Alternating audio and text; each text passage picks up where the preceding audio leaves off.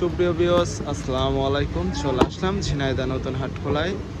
দেখতেই পাচ্ছেন আজকে কিন্তু গরুর গোস্ত কাটিং করতেছেন। আপনারা যারা অনেকে আছেন গরুর গোস্ত পছন্দ করেন, বলেন যে ভাইয়া আপনি অনেক দিন থেকে আপনার ভিডিও দেখি, কিন্তু আপনি তো বলেন না কোন জায়গার গোস্ত বেশি মজা, কোন জায়গার গোস্ত খাইতে ভালো লাগে।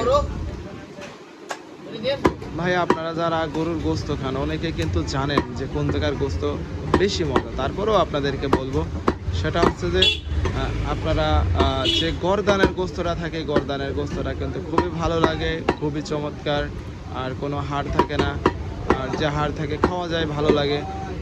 আবার অনেকেই বলেন আরও আছে আপনার হচ্ছে সিনার মাংস, ওইটা হচ্ছে যে হাড়টা থাকে খুবই নরম হাড়, কসকস করে শব্দ হয়।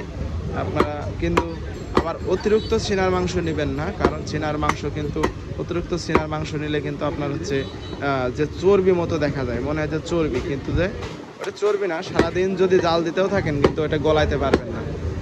আরেকটা জিনিস সেটা হচ্ছে যে ওই যে অনেকে আছে যে জলি মাংস নিতে চায়, জলি মাংস নিলে কিন্তু জলি মাংসের ভিতরে একটু আঁশ ধরনের থাকে, এই জন্য একটু দেখে শুনে নেবেন। আর সামনের রানের আগার অংশটা ওইটা নিলে কিন্তু ওইটা কিন্তু খুবই ভালো, নরম হাড় থাকে ওর ভিতরে, আর গোস্তটাও আঁশ থাকে না। আপনারা যারা আশা করি যে বলেছি, তারপরে আরও আছে, সেটা হচ্ছে যে চাপের যে মাংসটা থাকে এই মাংসটা ভালো, ঠিক আছে, এটা অনেক ভালো। আর আপনারা যারা অনেকে আছেন যে তেল নিতে চান না বড়ির সাথে, ভাই তেল কিন্তু বিশেষ একটা অংশ, আর গোস্তের ভিতরে যদি তেল না দেন, আর ওই তেলটা যদি না গলে, তাহলে কিন্তু গোস্ত খাইতে মজা লাগে না। এই জন্য সবসময়ের জন্য এটা দেখতেছেন এখন কিন্তু কিডনি আমাদের মাঝে যে কাটিং করছে, কিন্তু কিডনি একটা দিয়ে দিলেন। অর্ডারের মাংস আছে কিন্তু কিডনি দিয়ে দিলেন।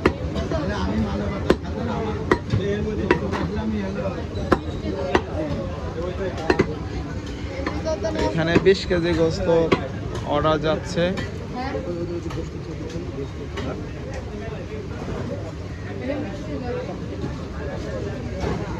20 কেজি গোস্ত এখানে যাচ্ছে, দেখতে পাচ্ছেন। আর এটা হচ্ছে মাইটে,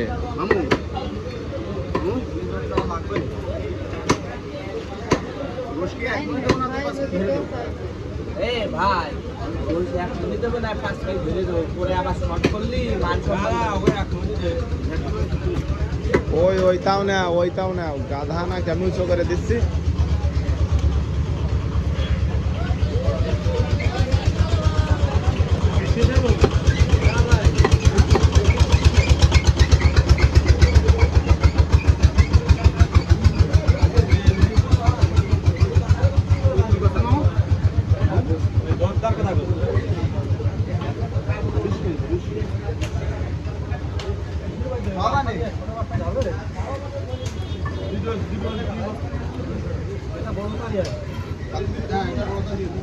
ওইটাই